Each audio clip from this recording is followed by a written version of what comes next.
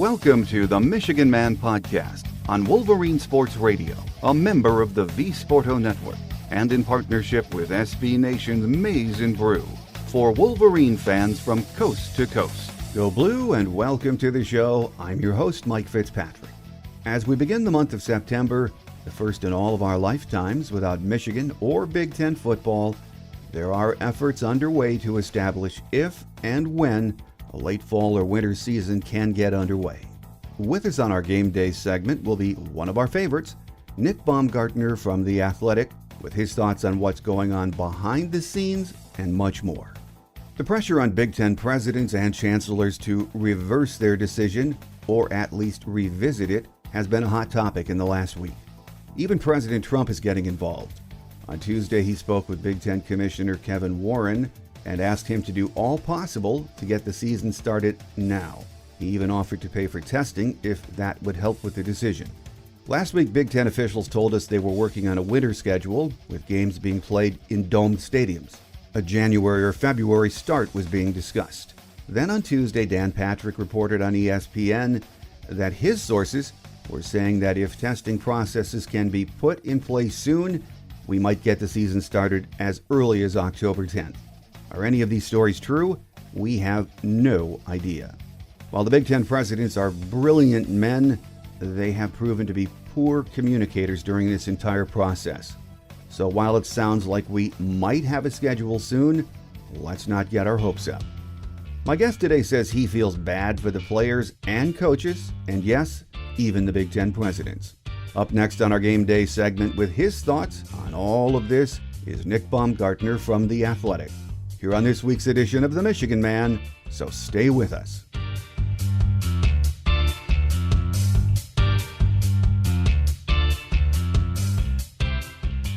Here with us on our Game Day segment this week is Nick Baumgardner from The Athletic, who covers Michigan, Michigan State, and the Lions very well, as we all know. Been a long time, Nick. It's finally great to get you back on the show. Yeah, Mike, good to hear from you. Well, you know, if life was normal, this weekend we'd be previewing Michigan's opener. Instead, we're dealing with the controversy surrounding the Big Ten decision to postpone the season and what's next, which we'll talk about in a minute. But at least you have the Lions to give you fresh material right now. Yeah, I do have that, so that's something. That's something. Although the Lions have also been in a weird scenario with we just had the 2 weeks there that we got to see at camp.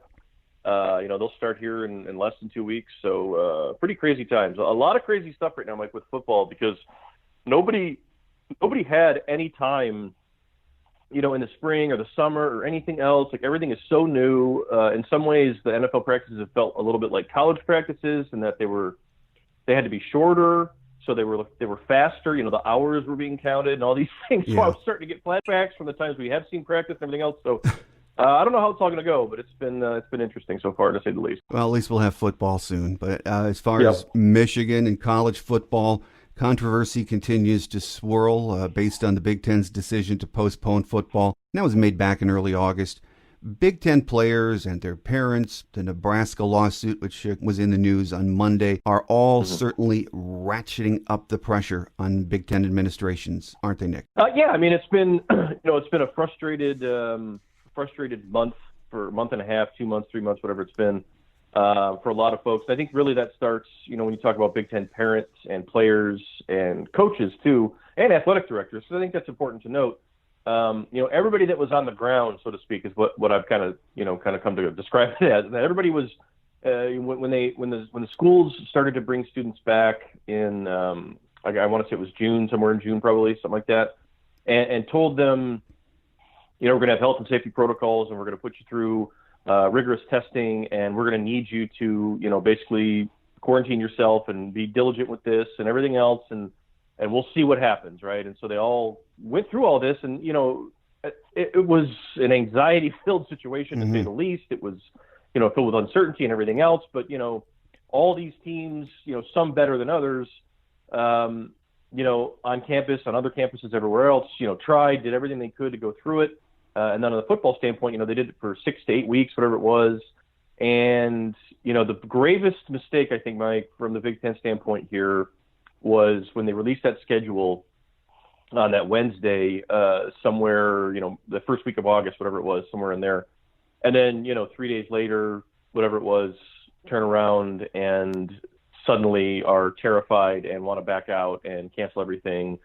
And that's what it looked like. And I don't know if that's what it was. I don't know if that's the exact situation that happened. If I had my guesses, that was trending that way for some time. It's not my guesses. If I had my, from talking to folks, it was trending that way for some time.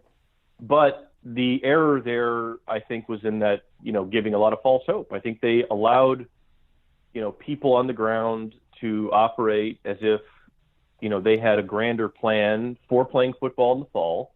And I just don't know if that plan really existed. I think the plan, it seemed like to me, was to let them work as long as they could. And then, the end result was always going to be the same. We're not playing in the fall. And, that's what it appeared. That's what it appears to be anyway, from the outside looking in. We don't have all the answers from the Big Ten, of course. But when you talk to people around that decision on the outside anyway, not a president, I guess, but people around them, that seemed to be kind of the vibe that it was going, though the public was starting to get of the assumption with, testing advances and everything else, that maybe this would be possible. And then, boom, the rug gets pulled. And it was heartbreaking for everybody. That was a really brutal week, day, whatever, that whole thing. You felt just terrible for all those kids, and, all the gripes that went up from players, coaches, and even ADs, frankly, probably in private, I'll say, it seemed warranted to me, because the presidents run the Big Ten. Kevin Warren doesn't run the Big Ten. The presidents run the Big Ten. They made a decision. They didn't offer a lot of communication with folks that they knew were going to be directly impacted by that. Maybe for a reason, maybe to keep themselves, away from, other influences to stick forward and make this decision. But it was just a really messy process. It was probably always going to be kind of a messy process, but you can understand the frustration on the parental side, the player side, but I can also understand it on everybody's. I mean, it's been a really challenging deal that a lot of this, so much of this, we can't, it's out of your own individual control. It's about what other people do or don't do. And, it's been really difficult. Hopefully they can figure something out as they move forward here, a plan, what have you, maybe to do something in the winter, spring, whatever it is. It doesn't seem like they're going to double back on the fall scenario, and I suppose we'll see if the rest of the leagues play as well. Well, as you mentioned, it's been very messy. Monday of this week, the Big Ten Conference released a brief in response to the Nebraska players in that lawsuit. And it said the presidents and the chancellors voted 11-3 to postpone fall sports. And, sort of two things with that jumped out at me. For weeks we've heard from some of those chancellors and presidents there was no vote. It was some kind of a consensus. And the way I've heard it explained is very odd. But right. The other thing, who were those three teams that voted to play? There was a guess made, but I don't think it was actually in that brief. But that response, the brief, in my opinion, sort of amplifies the lack of transparency that's really plagued this process, Nick. Yeah, the whole thing has been, this entire pandemic, I think, has shed so much light on, some of the issues that have been there for a long time that people have sort of kicked the can down the road on.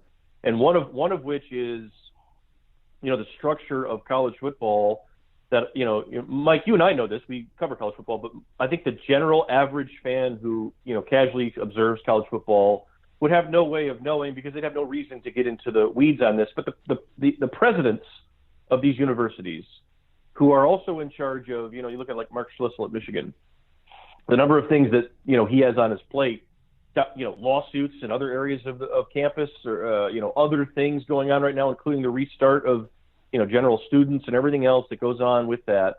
Also on his plate is, one vote out of 14 that decides, everything within the Big Ten, which, as we know, is $1 billion operation at this point.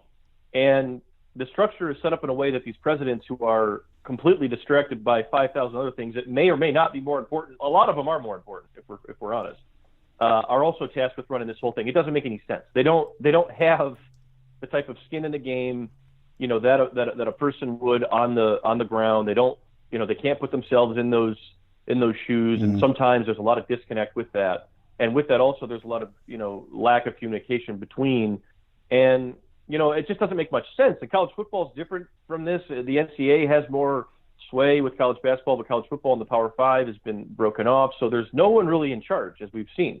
There's no one at the top that can sort of unify all this. And I think the Big Ten's original hope was that all of these leagues would come together and say, we're not playing. Well, I mean, that, if you want to criticize Kevin Warren for something, that was it right there. Because I think Kevin Warren's job as commissioner is to inform the presidents, keep them up to date on everything that's happening, and give them, basically be their conduit to, you are our eyes and ears in the football world of what's going on, and we need to be informed by you to make our decisions that way. If they thought they had any hope of getting the SEC, let alone the Big 12 and the ACC, but the SEC, if they thought they had any hope of getting the SEC to agree to cancel or postpone a season on August 11th, that was so short-sighted, and it was just never going to happen. So suddenly they look like they're out there on their own, and everything becomes messy. And then, you're going to see a lot of stuff come out in litigation now, as a lot of these lawsuits, I think, are basically designed to, go as far as discovery will take it, so that some of this stuff can come out in terms of, what you're able to get out within a lawsuit and everything else. And it's a huge, giant mess. I think that there was no other way that it was going to end based on the way they sort of tiptoed through all this.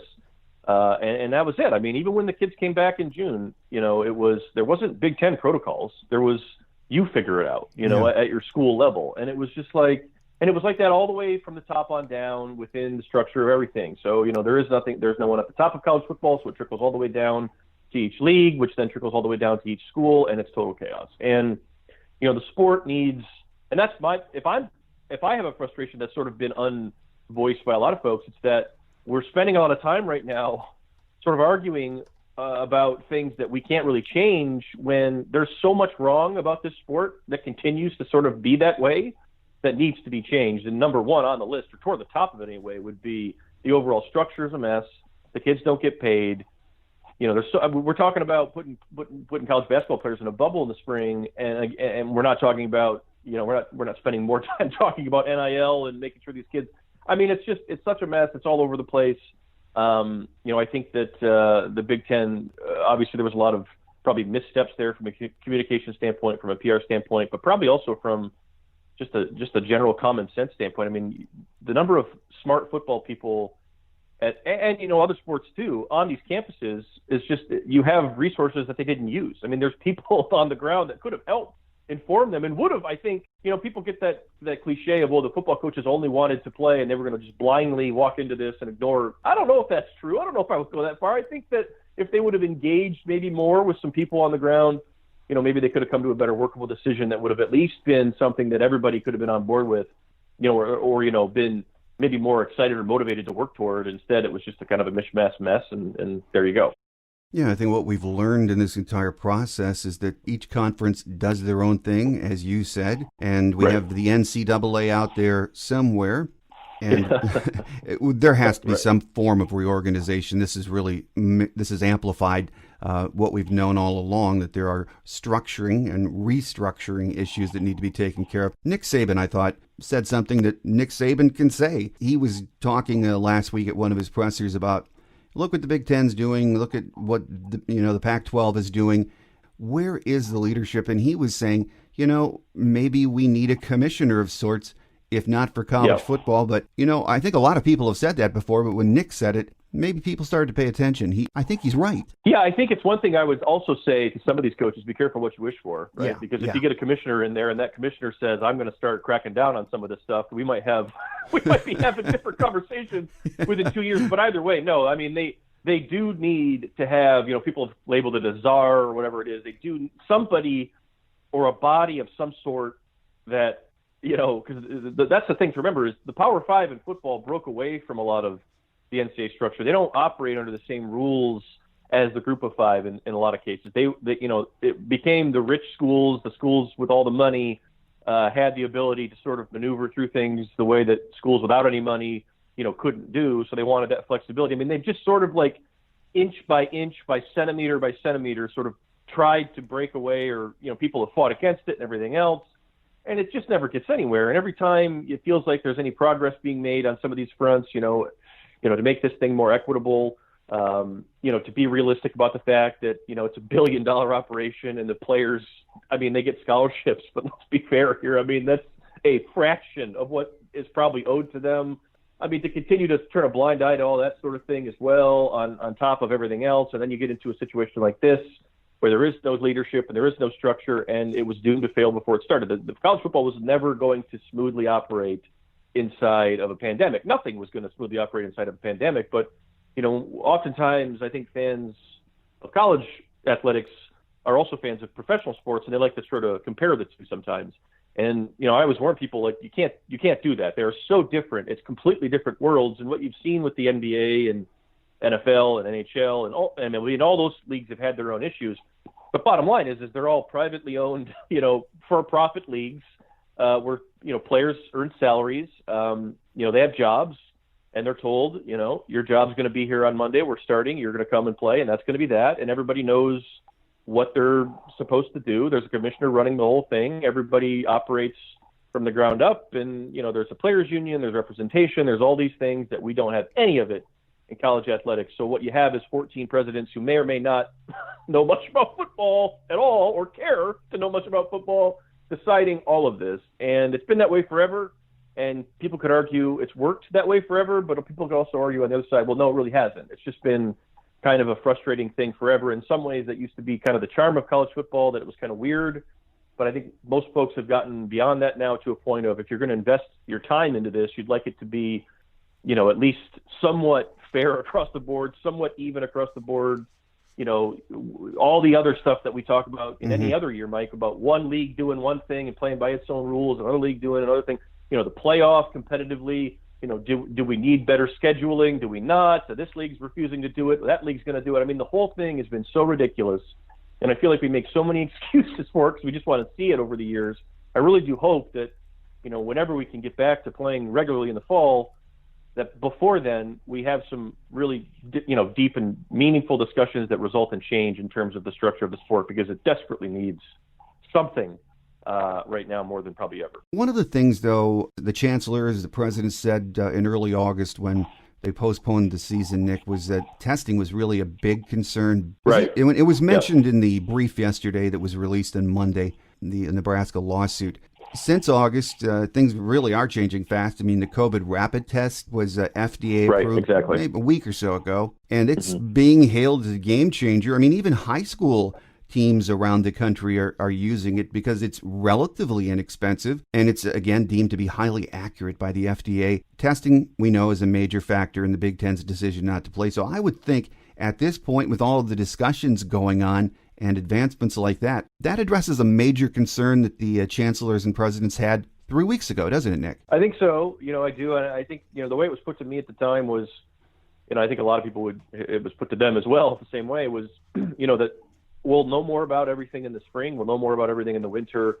Just inevitably, we'll know more about testing, and we'll have better, everything in a couple months down the road. That was basically the thought. Now, if you argue against that and say maybe that was short-sighted in terms of, we're knowing more, now, it seems like every couple of weeks, we're starting to know a little bit more. And the testing, like you said, Mike, has changed, improved, quite a bit in that time. And that was, concern at the time, was there was so many tests that took so much time. They cost a lot of money. I mean, you look at the MAC, the Mid-American. I mean, they canceled before the Big Ten, and I think they would have liked to say at the time, I think, that they were doing it for the betterment of the public good, which is true, on some level. But the other part of that's true, is that they couldn't have afforded the testing model. There's no way it wouldn't have worked the way that it was structured at the time. Maybe now, I don't know if it'd be different, but I mean, at the time it was a high cost. It was also taking tests. I think the concern was it was taking tests from the community, in some cases where, maybe these communities needed the tests for the public. And you're talking about, testing football players however many times a week and things of that nature, lacrosse players and everything else. So that was a concern as well. But those things, as we go forward here, seem to be lessened a little bit with each sort of advancement in all of that. And, it was put to me the other day, I think, with the rapid ones, in theory, if you wanted to, you could test a kid before practice and after practice, and then, and that way, I mean, it's so quick. I mean, in 15 minutes, I think, with 97% accuracy, that would limit on your contact tracing. You'd only have to go back a certain amount of time as opposed to prior time. So all of it looks more manageable now in terms of the testing, standpoint. I think the one thing that the Big Ten has cited is the heart condition. sort of freaked them out. I don't know all the details on all that in terms of, if that's something that will still be there for them in the winter or whatever else. But, it does seem like the testing will be more manageable. However, at the same time, anyone who sort of is operating under the assumption that they could just kick the can down to January, snap their fingers, and be playing football, no. I mean, a lot of things are still going to have to probably be, improved by then, because the other crowd would say, well, what really will change by January? In some cases, you say, well, I mean, are the numbers going to go all the way down the way you want it? Are we going to have a vaccine? We might not. So is that going to change anything? I think, it's what their criteria is for what's safe and what's not, I think is the thing that is driving. I know that's the thing that's driving the parents crazy, and the coaches too, and everybody. It's what is your threshold for, we need this in place or we need that in place. And I don't know if the Big Ten even knows that, to be totally honest, if they have like a defined set of answers. And that also is, maybe they do, but they're hiding it for some reason, which doesn't make any sense. And that's what's frustrating folks is what would it take, right? Like what would need to happen, and a lot of that is beyond people's control anyway, but like even for peace of mind, I think in a lot of cases, like, what are the odds, this, that, and the other. We're so far down into this thing now that I think that, the Big Ten needs to be beyond being worried about giving people false hope, because they already did that and they ripped it away from them. So at this point, I think the best course of action is to probably be as transparent as possible. That doesn't seem like it's happening as much, although it does seem like Kevin Warren is offering some answers to parents a little bit here and there. I'm not sure all the details on that one, but hopefully I think is the best. But I think there's more optimism today about, from people I talk to anyway, it seems like there's more optimism that it's doable. There was optimism that it was doable back in the summer. It just wasn't as widespread. I think that there was fewer people back then that would have told you, I think we can do this. And now it seems like there's more people that are saying, I think we can do this. Whether or not they actually believe it, I guess is probably to each their own. But I don't know. It's a really tough situation. I mean, hopefully something workable can happen. We've seen all the plans and read all the stuff about, maybe early January, maybe a little bit later. I don't know. But hopefully something can take place. Because if for no other reason, a lot of these guys, you're losing a year of advancement in your chosen craft. And I think that's the one thing that, I know Jim Harbaugh's voiced that, and I know a lot of other coaches have too, that the bottom line here, for all the money aside, everything else, like these guys are losing a year of development and work and tape and everything else. And this is their chosen career path. And that is something that I think another thing we need to remember here. This is 2020. Most kids, I don't want to say every kid, but most kids who take a Division I Power 5 scholarship to play football at a place like Michigan, Ohio State, Penn State, they want to play in the NFL. And part of the way they get there is by developing and playing in college. And you're taking away 1 year of that from them. Yes, they can go to class and you can do all those things, and that's great, and that's part of the experience as well. But to act like football isn't a chosen career path at this point is just ridiculous. I mean, you're taking that away from folks, and that's a challenge for a lot of people to cross, because that's a career. You're telling people, you're getting in the way of them, getting a job in some cases, and if you really want to boil it down. And I think that's how some people look at it, and I can't fault them for being upset about that. This whole eligibility thing, Nick, was addressed in a way for fall athletes last week, that they would be given the option of returning next year, I think, if they chose to do so. That would change, though, if football is played late fall or early winter, wouldn't it? I don't know. I mean, that's another great question, because, I mean, I've thought about that myself. Like, if you played like a 6-game schedule or something in January, would that be like, and if you're Aiden Hutchinson, Aiden Hutchinson this fall would have been a junior. Mm-hmm. Does that mean that Aiden Hutchinson and I don't know if Aiden Hutchinson would stay till a senior year anyway, but does that mean that Aiden Hutchinson would be a junior in the winter and then a senior in the fall? I don't know.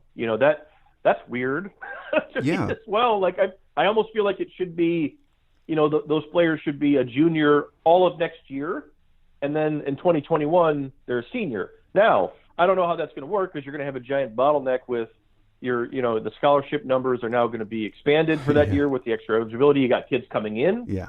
What are the schools going to have to do? The schools are going to have to ensure those scholarships for everybody, including kids who've opted out and everything else. I don't know how that's all going to look. I don't know if they know yet. And that's another add it to the mountain of things here that, there is no uniformity in college football. So those answers, I mean, the Big Ten and the Power Five, they look to the NCAA for guidance on some things, not everything. And I mean, when I say this, you say this stuff out loud and you just like, it's ridiculous to even say, but that's how it goes. And I don't know all the details on how all that's going to work, but, boy, I don't know. I mean, it's going to be messy for a minute because there's going to be a lot of kids coming in, a lot of kids that are going to want to stay, a lot of kids that are going to want to go. Maybe it'll work itself out, but I mean, you're taking away a lot of options from some kids, and I think that's important to remember too, and that's another part of the frustration as well. Another thing I've been wondering about is what about these kids that announced they were making themselves available for the NFL draft from the Big Ten and other schools? Can they still play this winter if they haven't signed with an agent? We've never gone through a situation like this before. Yeah, I don't know. I mean, I would assume that if they've signed, then they would tell them, under the current rules. I'm not sure what. I think that's been another thing that's been, bandied back and forth, like, with the way college basketball is right now. And I think in college sports in general, they're getting more accepting of agents and agents' roles. So, maybe that'll change. But the other problem with that would be, so if you're Jalen Mayfield or Ambry Thomas, who've declared for the draft, the combine, the draft does not look like it's moving back. I don't think the NFL has any plans, or at least they haven't voiced those plans to move anything back. If the combine is in February or March or whatever, some version of it, if they can hold it in February, March, maybe they won't be able to, but if they can, they're going to do it. And if you're playing college football at that time and you need to go to the, so they're going to be you're going to be competing against, do you want to play in college or do you want to go get ready to play in the NFL? Like, that's going to be kind of the thing. I think that those kids are going to have to be forced to decide earlier than they would have normally had to decide it. I think that's part of an issue as well. And that, if you've declared already today and you've said, I'm leaving school, I don't know that Jalen Mayfield or Ambry Thomas have left school, but if they declared in August and they could leave school if they wanted and go train, are you even part of the school anymore at that point, when winter comes? So that's, that ship, it looks like to me, if a guy has made that decision, I would probably bet that player is all in on that decision, and that'll be what happens as they move forward. I don't know that it would be impossible for them to revert on that, but we get asked about that sort of thing a lot. Yeah. And I know in college basketball, they have the ability to sort of go in and come back. Maybe they could work something out where that would be possible as well. After next year's draft, if the kid goes because he was uncertain, doesn't get drafted, maybe he can come back. I don't know if that's been there's so many things that have been bandied about. It's hard to keep track of everything right now, but maybe that's something that they could come up with as well. But again, that would also add to the, now how many more scholarships are we supposed to have here? We're already at 85. I mean, we're going to be in the hundreds now. I mean, how much higher does it need to go? I don't know. So the numbers game is a really big, giant, unsolved part of this whole deal that, I still don't think everybody has answers for it. Well, Nick, there's been a lot of talk that if the SEC, ACC, Big 12 played and the season went off reasonably well, that would be bad for the Big 10 and the Pac-12 and for the others who aren't playing. In what ways would that impact be felt most, Nick? Well, I think it's already been bad for the Big 10 from a public trust standpoint. That's been blown up. I think that the one thing that, people criticized Jim Delaney for years and years and years, some of it fair, some of it not fair. I think it comes with the territory. But the one thing that you could say about Jim Delaney's Big 10 is that it was always, under no circumstances was it not unified. And it's no longer unified. I mean, you're 1 year into Kevin Warren's reign, and that's gone. And so that right there is, for a lot of people that were longtime Big Ten associated people that have been around the league for a long, long time, this whole thing was so jarring because we just never saw that sort of disconnect played out in public when Delaney was running things. And we also, to be fair, we didn't have a pandemic. So, right. That's one of those things that could have happened. It might have happened that way anyway, but that's one thing that sort of jarred folks. I don't know how to go into that. I think that the bottom line would be if the other leagues played, and those guys got, those players got one more year of football training, game tape, everything else, would that give them an advantage over the rest of those players who didn't get to play, who didn't get to advance their careers one more year, realistically anyway? That's not fair. Would it impact would it have impact in terms of, recruiting down the road? I don't know that. I mean, some of this stuff I liken back to, do you remember when, like, I don't think it was that long ago when Jim Delaney was still around, and he kind of floated the idea of freshman ineligibility. Right. And everybody freaked out. Remember this? Like, right. Everybody was like, there's no way, you can't do that. No one will ever sign with the Big Ten again, all this. And of course, before it even got started, they nixed it. This is what this sort of reminds me of a little bit, in that the Big Ten is, kind of taken one side of the fence here, and that they don't believe that college football or college athletics, really, it seems, are essential in this environment, where the rest of those leagues have determined, yes, we do believe that they are essential. And I think that, for a lot of people, that's something that they're going to have to square with themselves. I don't know how it'll impact. I mean, beyond the fact that all these schools are going to lose a bunch of money, and these athletic departments are going to be ravaged by it and everything else. I mean, that's obviously number one on the list. But, long-term effect, I don't know. I think it would be too early to say any of that. But, you look at the other way and say, I think it's important to note both parts of this, fair or not, that if these leagues do go and try to play and disaster happens, well, what? And, that's not, impossible either. And I think that that's something for folks to remember as well. And I'm certain of it that at the SEC commissioner level, that is on Greg Sankey's mind as well. I think if you listen closely to a lot of the stuff he has said, it's also been, we reserve the right to pull the plug on this whenever we want to. It's just we're going to wait a little bit longer and see what happens. Maybe it'll work, maybe it won't. But I also wonder, what if they have to get to a point where they say we're not playing? Is that going to be met with the same level of, frustration and anger and outrage and everything else? I guess we'll have to see, if that happens. I guess we'll have to see. I hope they play. I hope somebody can make it through. That would be great for everybody involved, safely anyway. But I think we just don't know, and that's the hardest part right now. Well, whether you're 18 or you're 80, you've never known fall without Michigan or Big Ten football. Yeah. And, and I don't know about you, Nick, probably won't hit me until this coming Saturday when there is football to watch, and I think that's when the reality of the decision will start to set in for me. It is going to be so strange to watch, isn't it? Yeah, I think for me it's. Yeah, I'm trying to think the same thing for myself. Like, when is it going to finally sink in? Because I think I agree with you, Mike. It hasn't yet. I just, even knowing what I know about, how firm the Big Ten presidents were about this decision, you still have this thing in the back of your mind, like, well, maybe they'll change their mind, right? And they haven't. But I don't know. I wonder what it's going to be like in October when when things are starting to change and the leaves are changing on the Saturdays. There's no tailgating around the areas. There's nothing.